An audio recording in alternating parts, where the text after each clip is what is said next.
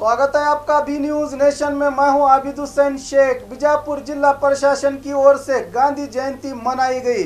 आज बीजापुर के जिला अधिकारी दफ्तर के सामने वार्ता विभाग और कन्नड़ संस्कृति विभाग के सहयोग से देश के महानायक महात्मा गांधी जी की 150वीं और माजी प्रधानमंत्री लाल बहादुर शास्त्री जी की 111वीं जयंती मनाई गई, जिसमें प्रशासन के अधिकारी सहित और भी लोग उपस्थित थे।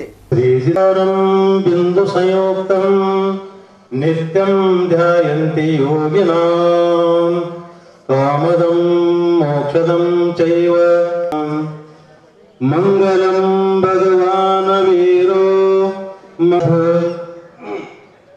जैन धर्मस्य मंगलम सर्वमंगलम मांगल्यम सर्वकल्याणकारणम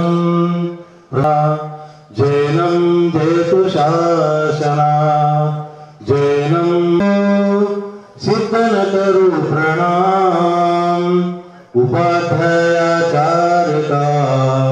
लेसुकारिणा सिद्धाणम ओम नमो आयराणम ओम मंगलम अहिंसा परमो धर्म की जय। धर्मं शरणं गच्छामि संघ